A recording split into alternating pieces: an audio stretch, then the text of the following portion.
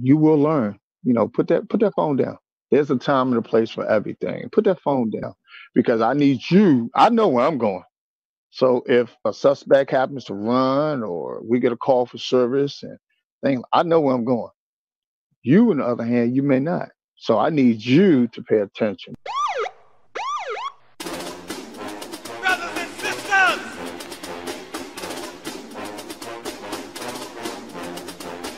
brothers and sisters, I don't know what this world is coming to. You're listening to the Black and Blue Podcast, a discussion and celebration of the roles of African Americans and other minorities in U.S. law enforcement. Your host on the Black and Blue Podcast is Dale Peters, a law enforcement professional with over 20 years experience in the business. Hop on board this Black and Blue train of interviews, current events, and pop culture conversations. So get ready. The Black and Blue Podcast is coming at you right now. Hey, square pegs. Welcome back to the Black and Blue Podcast. I'm your host, Dale Peters. Thank you for joining me again on this special edition of the Black and Blue Podcast because I got somebody here from our nation's capital that's going to chop it up with us here today. Everybody, please help me welcome in from the Metro DC Police Department, Carlton Smith. How you doing, brother? I'm doing well, sir. How are you? I can't complain. It's a beautiful Sunday, and we are surviving out here on this corona. How about yourself, man? Doing well. We're doing great. All right. So how you guys dealing out there in DC with COVID and all that? There's all the craziness involved with that. Well, we have a wonderful system in place and with the city officials, and they're doing the best they can. And we're being very supportive and taking our time one day at a time. So right now we're just doing the best we could do, but everything is starting to slowly come back together, and for the city as well as the surrounding states. Right. Have you guys been affected by anyone catching corona or any illnesses or deaths or anything like that? Well, as far as the department, I think like the rest of the country, law enforcement officers are really up there with the healthcare workers and everyone else on the front lines, and we're doing the best that we can. So right now, we're doing very well as a whole, putting out information. PPE is being utilized, and we're doing the best that we can at this time. Excellent. So Metro DCPD, how long have you been there? I've been there 8.5 years now. 8.5 years, and what do you do now? Still there in the patrol section. Okay, all right. And in patrol, I'm sure you've seen a lot of things in your eight years there. You like patrol? Yes. Yeah. It's something new every day. It's nothing the same. Nothing's never the same. Definitely. How large is Metro DCPD as far as sworn personnel? Sworn personnel, if I'm not mistaken, I think our numbers are right above 3,000. Okay. And well, DC isn't. Does DC have its own population, its own residency? Yes, we do. Okay. How large is the population there? That's a good number to know. Not too sure about that number. I do a little bit of research on that one, but we're constantly growing. Yeah. It's really, again, it's the nation's capital. Everybody wants to come. And we're doing great things, and everybody wants to be a part of it. So we're steadily growing. Yeah, I can imagine. So in the 8 years that you've been there, what kind of drew you in the first place to want to get involved with the police department? Well, I'm from born and raised in Washington, D.C.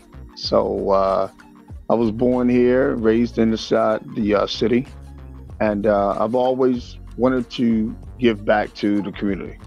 And I've always wanted to help in any way that I can, and I'm a very helpful person.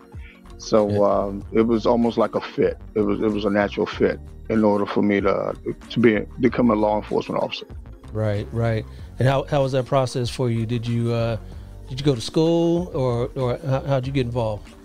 Well, I did it a little bit differently. After school, I join the military, United States Army, and I retired from the Army. Thank you for your service. And you're more than welcome. Thank you. And after the military, I was fortunate enough to come back home in this general area, and I was stationed in Virginia. So at that point in time, I applied for the police department. And once I was hired and got on, went to the academy, and just been loving it ever since. Yeah. What part of DC are you working in? I work in the northwest section of DC, and I was born and raised also in the northwest section of the District of Columbia. Okay, so that's kind of where you grew up. You knew the area, kind of know. Yes. Are some of the same people still there? Your family there? Or? My dad. So yeah, the basic family is still here. My dad is still lives in the same house that myself and my sisters grew up in. So I knew the area very, very, very well, and I was truly blessed to join at the time that I did and be stationed where I am, and which is the northwest section. And so it was really, really, I was truly blessed all the way around. Nice. And then you were in the military. You say you retired out of the military, right? Yes, sir. So, kind of being in law enforcement wouldn't have been a stretch to ask how your family felt about you going into law enforcement, right? No, it wasn't too far a stretch. I think everyone still had the same general concern. It's like, are you sure? Are you positive? And I was like, sure. I said, I've always wanted to just help in any way I can. And again, it was almost like a natural fit coming out of the military, leading troops, doing great things there, and just to carry it over to the police department. Just right. A natural. Nice. And so now at the police department, other than patrol, you involved in any other projects? Too many. Too many. I'm a field training officer, LGBTQ affiliate, bicycle trained, scooter trained, Segway trained, CDU trained. What CDU? CDU is Civil Disturbance Unit. So we, I have so many feathers in my cap. Oh man, it's not funny. Yeah. You get to use some of those feathers sometimes, though. Oh yeah. Crisis Intervention Officer, CIO. Yeah, and that's all of those, all of that training really helps with everything that we do every day. Because if someone is having a crisis, I'm called upon, and then I will go and I'll respond, and that person and I will try to find out what's the nucleus of the crisis. Like why are you having these thoughts, and why are you doing what you're doing? Why do you feel the way you feel? And so that's almost like every day, especially now with summer upon us. A lot of people are out, and then Corona, and so a lot of people are just saying like, look, I've been cooped up in the house for a month, 2 months, and I don't know what to do. And we try to give them different things and different outlooks, and try to assist in any which way we can. Right. Nice. And you mentioned LGBTQ affiliate. What is that? What does that involve? So what we do is being an affiliate of the LGBTQ community. So what I am able to do is, if there is a incident in which a member of the LGBTQ community is involved, as an affiliate, I will go and I will respond, and I will have more of a rapport with them and programs that they have established for a member of the LGBTQ community, to the outreach programs that the normal patrol officer may or may not be aware of. And I've had specialized training, which makes me a little bit more adequate to say, hey, we could go to this place, or I can enroll you in this program, and these are the programs, and this is what they have to offer. So I'm a little bit more able to deal with that incident at that time. Right. Nice. How's the makeup of your department? Is there a large set of LGBTQ members on the department, sworn and non-sworn? Yes. We have so many programs right now. It's a phenomenal program. You learn so much, and the knowledge is just there. We have members that are willing to show you, willing to teach you, and all you have to do is just be that sponge and absorb, because they're members of the community, and they're an important part of the community, believe it or not. And so what we're able to do is they're able to just say, hey, look, this is what we have in place, and this is where we can go. So at any point in time, they are able to, if they need us, hey, we're right there. We're right there for them. No doubt. How about diversity in the department? You being an African-American male, what's the makeup of the department? Are there a lot of other African-Americans, other minorities in general? Well, a lot. As with any department in America at this point in time, we had to go through a transition phase. Here we call it the bubble.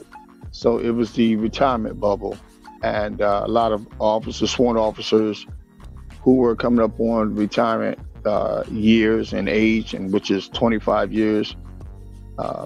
So what we did was we did a real big push for recruitment. And I think that's one of the hardest jobs on the department is recruitment. No doubt. And what they had to do is they had to really go out and bring a very diversified, I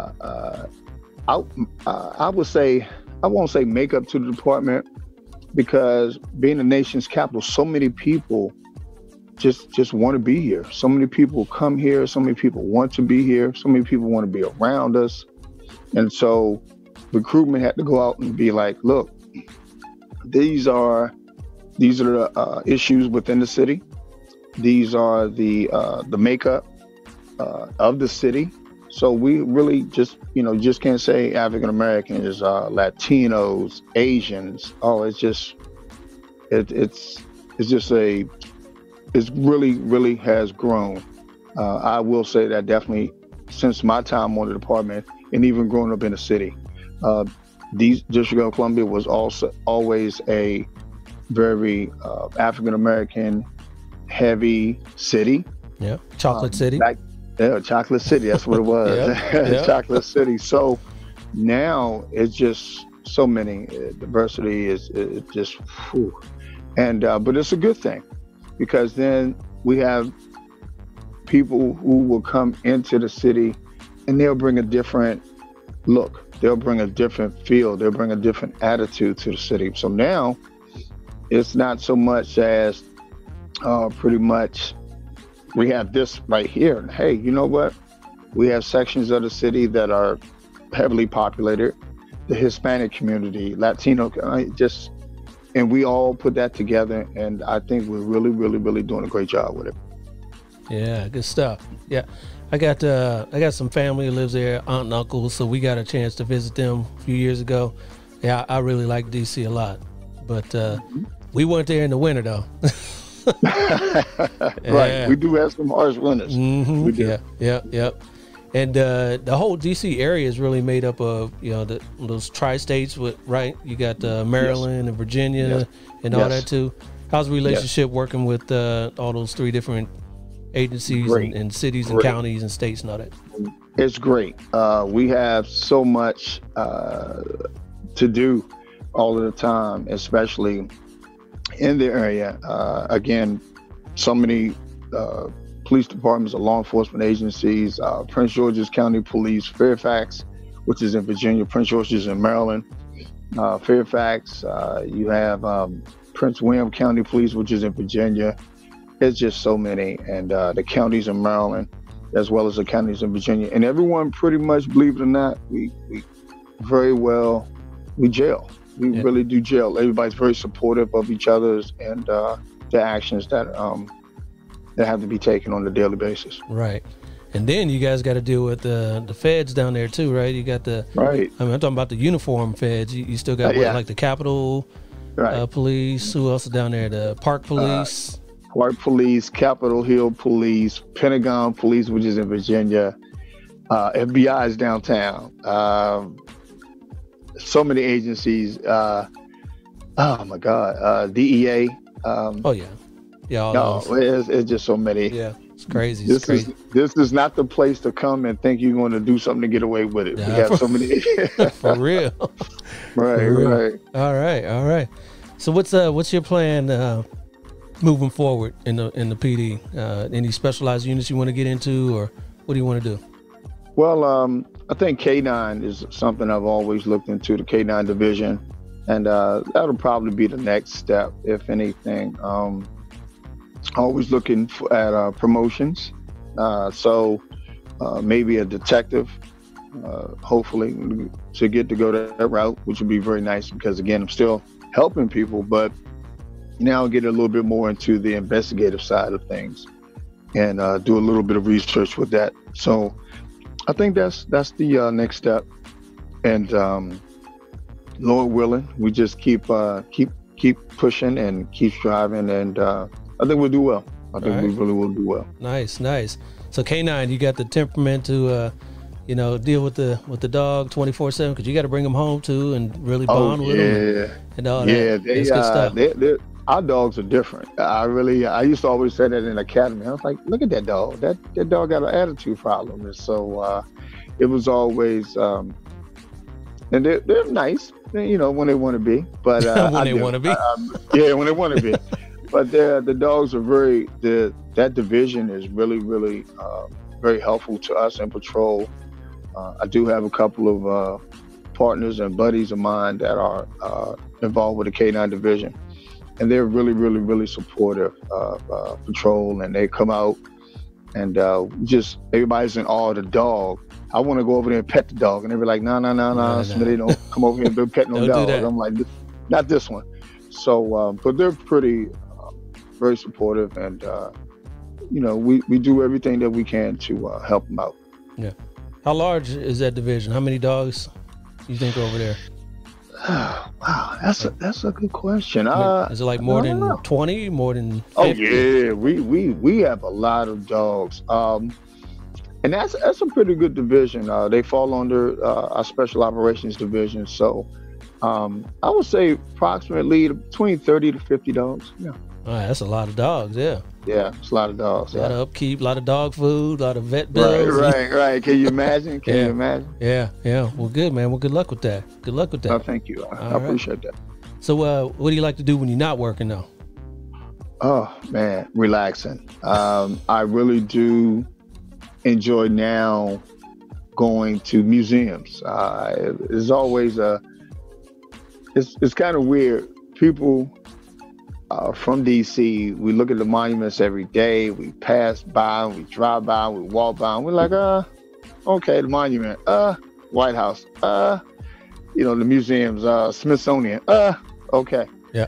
Now, at this point in time, after retiring from the military and being on the police force, I'm like, you know what? I've never been inside the monument. So at this point in time, once I get off of work or I have days off, I enjoy sightseeing. I mean, believe it or not, I'm just in awe of the history, the rich history of not only of our country, but of the world, but also of a city. We have the National African American Museum here. Yes. And that was just a mind-blowing experience. If you ever get the opportunity, you come back on this side of town, definitely it is something that a place where you need to go. And the history and again, it really talks about the history of the District of Columbia. So that's what I like to do right now. I just will go stand in the line and go to the monument. Yeah. And even though everything is kind of like certain hours right now, and we're getting back to things starting to open up and things like that. But that's what I like to do. I still like to shoot a little bit of hoop every now and then. But both of the knees are not as healthy as they used to be. Yeah, I was going to ask you how those knees and those ankles now. I was about to say, the ankle's okay, but those knees would be like, what you trying to do? So I have to take it easy on that one. But, those set shots, that's what that's about. There you go. Just stand in those corners. Throw me the ball. Throw me the ball. I'm over here. I'm open. Yeah, no doubt. Yeah. I remember when I went there a few years ago, they were just trying to finish up the African American Museum, so we didn't get a chance to go in. But my aunt was all about it, talking about it, and so I want to go back and check that out. That's definitely the goal. Definitely the goal. So you play hoops. You said did you used to play in high school or? Ooh, man, that's long time ago. But I wasn't did. That long ago. It wasn't that long ago, but it was long. But at least it feels that way. But I did. I played organized basketball, and who didn't in the city? Come on, you got to go play some ball. Right. I mean, we're not. We got our own over here. We're not next door to Kevin and them over there in PG. But we had a couple of some great ball players coming out of the District of Columbia. But this area, and the documentary was just I think it went on the other day, and they were talking about Prince George's County, Maryland. And Kevin Durant and a couple other NBA basketball players that grew up in this area. So it's definitely we have a Mecca, a little gold mine over here. That's right. Yeah, that's right. They did come out of there. He is from that area. Because I remember they were all speculating when he was a free agent that he's going to come back to D.C. That would have been something else. Oh my gosh! But I think he does so much for his community. And he's a great role model. And for anybody in this area, we just really look up to him. We really do, because he did what he had to do, and with school and everything, and won championships and MVPs and stuff like that. And guess what? He brought that all back here. He came right back home. And it was, I think, if I'm not mistaken, the rec center out there, or a building that's named after him, or a park. So he's done all of that, and it just goes to show you that you can't get home, you can't be too far away from home. And when everything is said and done, guess what? Home is here. So, and I know that feeling a little bit after traveling the world and being in the military for 20 years and retiring.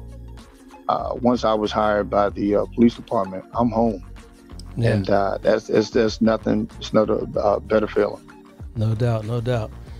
I can kind of say the opposite. I mean, I'm originally from Columbus, Ohio, but I've been out here in Cali probably since I was 15. So most of my life has been out here, but I still got a little bit of family out there. But I'm not trying to go back to Ohio. My blood's thinned out. Right, so I can't take those cold winters anymore. Yes. So props to you. Well, thank you. Yeah. So what's kind of like the most rewarding part of your job on a daily basis? I would just say just going to work. I would get on the bicycle and just pedal, and to see people just wave, just, hey officer, thank you for what you do. And that just warms me, my heart.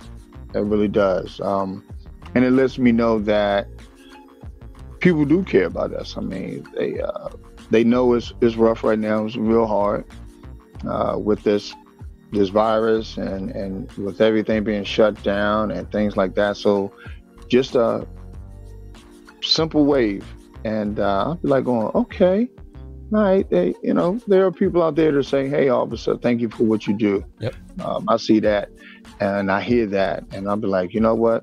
You're more than welcome. And thank you for supporting us. And then, again, everyone on the front line, healthcare workers, restaurant owners, restaurant workers, grocery stores, so many people that this thing has really affected. But I am so glad that, and truly blessed that we are starting to come out of it a little bit and try to get back to some sense of normality, normal operations. Right. And I'm looking forward to that. Yeah. So you're on a bike. I didn't ask you that before. You're on bicycle patrol, right? Yes, I am on a bicycle. Yes, sir. All right. How long you been doing that specifically? Woo. Well, we just started. Actually, I'm on a specialized unit, and we've been in effect right now for about 2.5, going on 3 weeks now. But it's still under the patrol umbrella. But now we're on bicycles mainly, and that's good because that way we're not pushing our scout car, and you get to really interact with just everyday people, because we do a business check. We're going to business, and they'd be like, "Hey, officer," and I'll be like, "Hey, how y'all doing?" And I'll go in, and I'll be like, "Is everything okay?" So I'm interacting. You know, I'm just not just out in the car waving, and you see me just drive by. Right. I'm on a bicycle, and when I get on my bicycle, I get off my bicycle, and I walk into business, and I'll be like, "Hey, how y'all doing with everything going on in the city?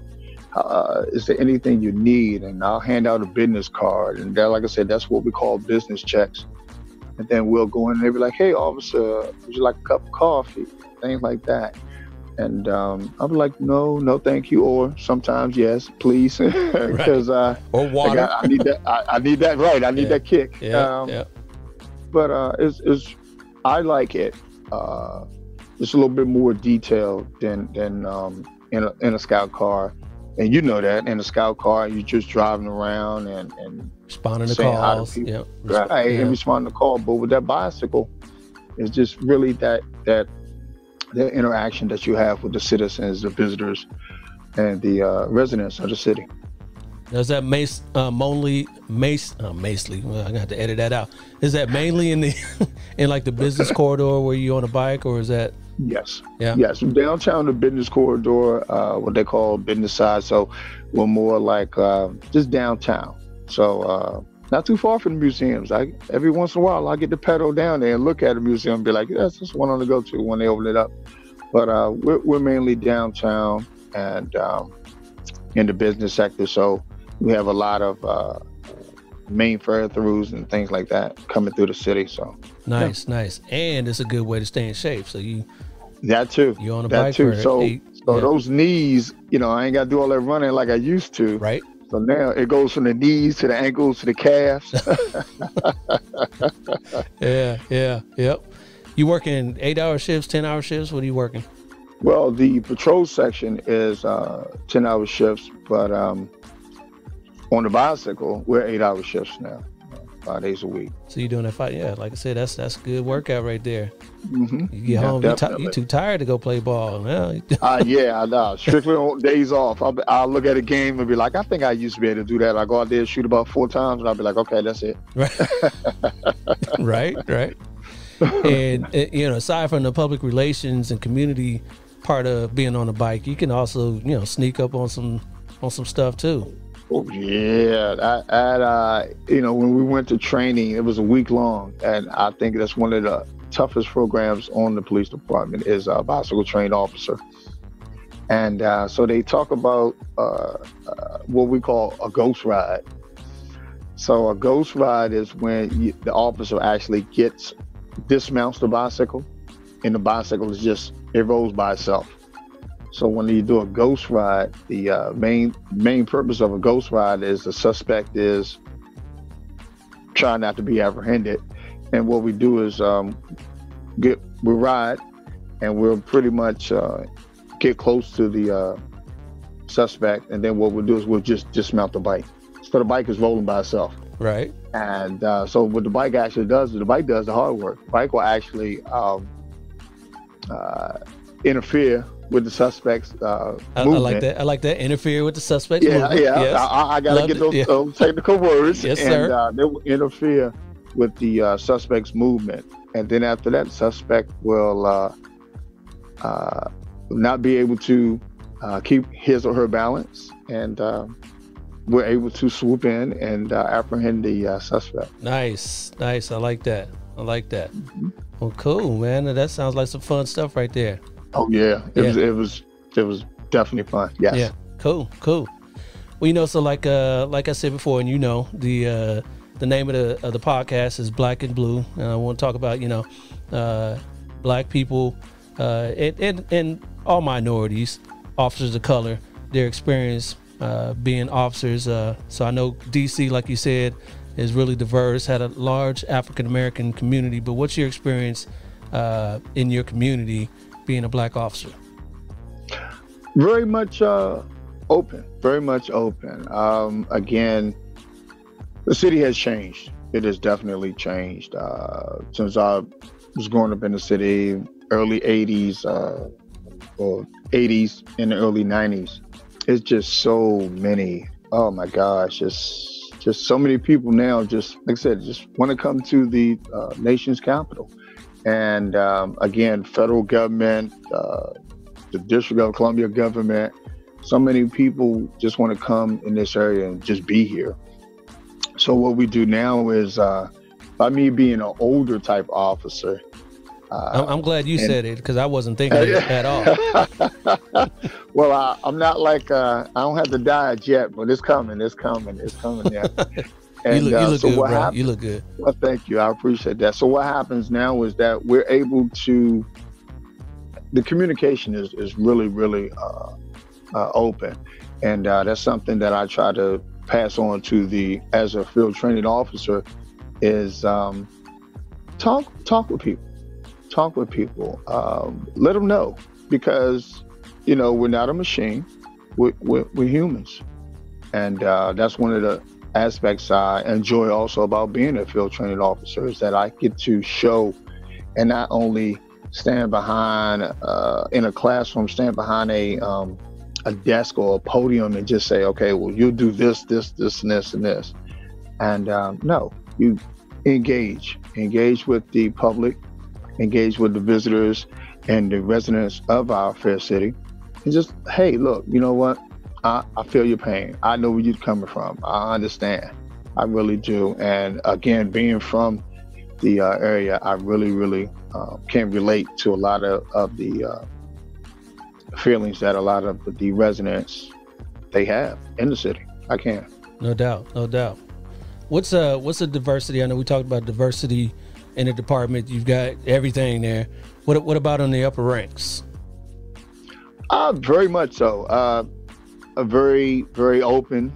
I think with the upper ranks, they do a great job of getting the information down to us. And so when they do that, it's more along the line of, okay, when we say the upper echelon, we call them white shirts, because their shirts are different. So we that's what we call them, white shirts, because our shirts are, dark blue. Our patrol officers, sergeants have, of course, chevrons. But we call them white shirts. So a lieutenant and above, captain, and so forth, all the way up to the chief, we call them white shirts. So when the white shirts put out something, sometimes we sit back and we go like, what? Are you serious? But then when you look at the broader picture of it, you kind of understand. Yeah. And so, again, everybody has orders. Yeah, no doubt. Everybody has orders, and sometimes, we might sit in the locker room and be like, I can't believe, but you really have to look at the big picture. And I think that's one of the great things that our upper echelons, our white shirts are doing. They rose up the ranks, and they can understand and they can relate. Yeah. And we try to enforce whatever policy they want us to change or enforce or reiterate to the citizens and the residents of the city. Right. Are there many officers of color in the upper echelons of the department? Oh yes. It's still again very, very diversified, very open. So yeah, we do the promotions when we have promotion exams. Everybody's open, and everybody they do very well. Study groups. We really are pushing officers to join the upper ranks and do things like that. So yeah, so we always say, don't forget where you came from. So when you were that patrol officer, or you was on that bicycle, you was on that Segway, don't forget where you came from. And so now we have a command staff that is really, really able to relate to what we do on the in the patrol and at that first level. Nice. So what sort of challenges do you see for yourself and law enforcement in the future, in the coming days, in the coming weeks and months and years? I think one of the challenges that I see is the younger officers coming on. I think one of the things that I try to instill in my trainees is that everybody has this big thing about police. And I mean, you know it. You know, people have that, oh, they're going to do this, and oh, they're going to act like this, and they're going to say that way. I'm like, no, it doesn't have to be that way. That's don't label me. Do not put a label on me. Do not say, well, you're a police officer in DC, so this is how you will react. I don't know. It's not me. I'm an individual. So when I come up to a scene, or if I come up to an incident, or even an offense, I want to know what's going on. Let me get some facts. Let me see what's going on right here. And we have a lot of officers now, they just jump at the thing and say, okay, I'm here, I'm in charge, and I just want to do this. Okay, well, hey, hold on for a minute. Get the facts, understand what's going on. What brought the police here? How did the police get involved?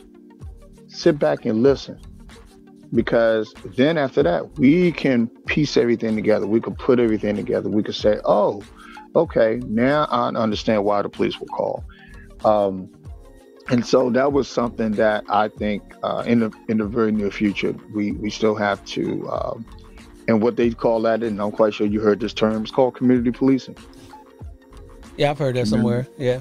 Yeah. A time or two. A couple places here and there. Yeah. So I think that's one of the things that we need to realize as law enforcement officers, and especially of color, is don't just go in there grabbing and pushing and shoving, and step back, ma'am, sir, what's going on? And you know it, people will just start talking. Well, officer, that person did this, that person said this, ma'am, sir, okay. And you know, you have your partners, other law enforcement officers on scene, pull them to the side, get their side of the story. My daddy used to always say growing up, there's two sides to every story. And I take that to heart with now, I do it all the time. Yeah, no doubt. You know, I find, that's probably just generational. You know, you and I being, seasoned officers, we kind of could see that bigger picture. But I can remember though, when I was a younger officer, you just want to get in there, but yeah, you got to kind of rein them back in. So that's the mark of a good training officer, where you could be able to do that and impart some good knowledge so that they can see that bigger picture. Definitely. But with the younger officers too, there's a lot of social media and all that. Do you find training these younger officers coming in, you got to deal with that a lot? Them being on their phones and trying to Snapchat and TikTok and all that. Oh man, they do it all the time. I got a couple of horror stories where, for me, I give you a good one. I had a training officer, and so with me, I'm from here, so I know how to north, south, east, and west. All right, and our city is divided, so you got northwest, southwest, southeast, northeast, and things like that.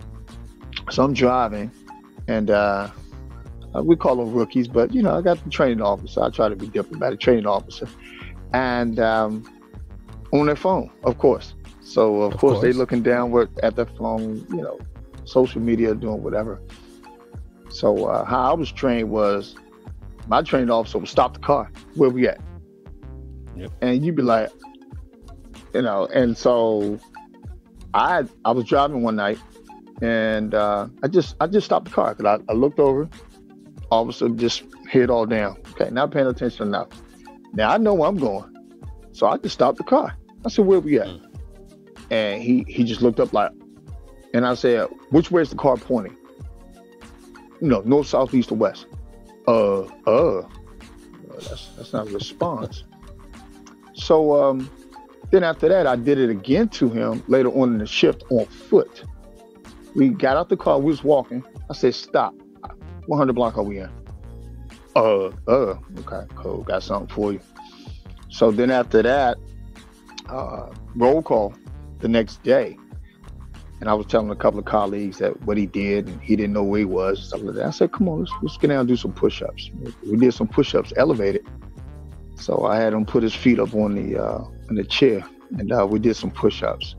And you will learn, put that phone down. There's a time and a place for everything. Put that phone down, because I need you. I know where I'm going.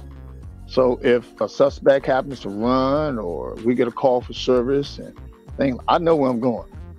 You, on the other hand, you may not. So I need you to pay attention. So looking at signs, I used to call it the rabbit seat. That's the rabbit seat. And guess who the rabbit is? You the rabbit. So ain't me, it's you. It's you. I'm the older rabbit, but I'm matter of fact, I'm the Easter bunny. So I only run on Easter, and that's it. That's the only busy time I do is Easter. But you the rabbit for the rest of the year. So he did learn. We had a saying in the military, there's two types of soldiers, strong and smart. Which one do you want to be? So after we did the push-ups together, he learned that, put the phone down.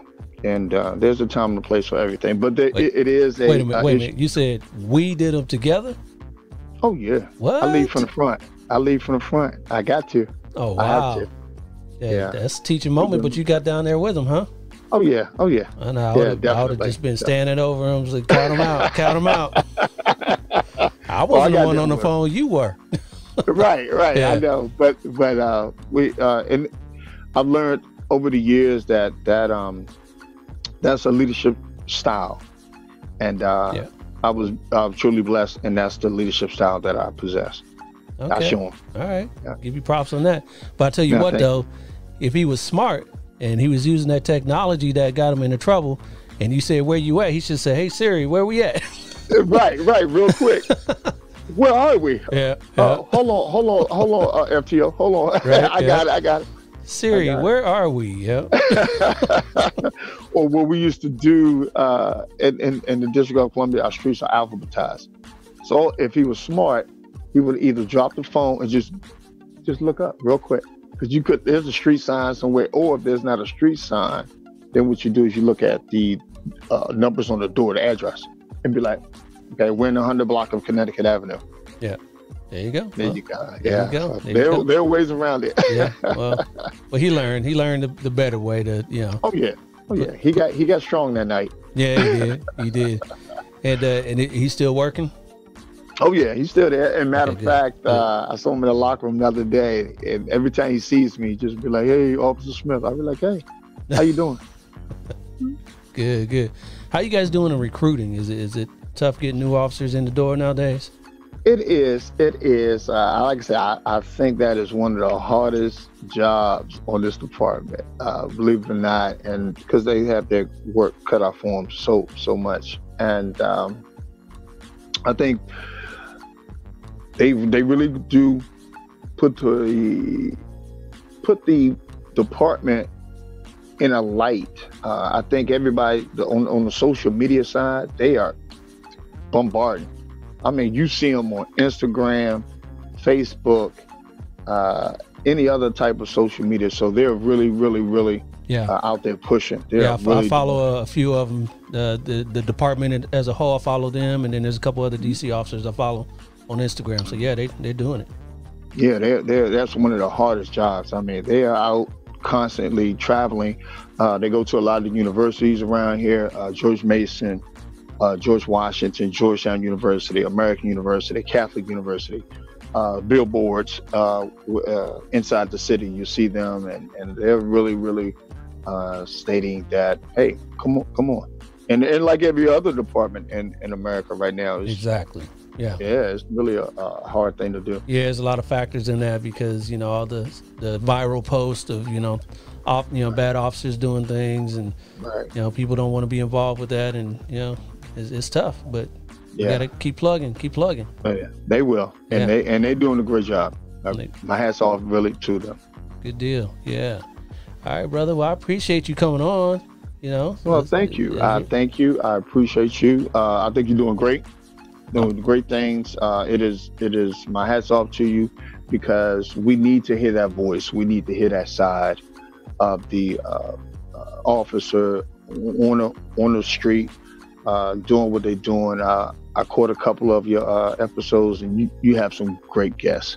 The knowledge that they're kicking out, the assistant chiefs, the chiefs, and the patrol officers and the supervisors, and they're really, they paved the way for us, for people like me. Yes, sir. And I really enjoy listening to them, and I thank you, because without that voice to say, hey, you know what?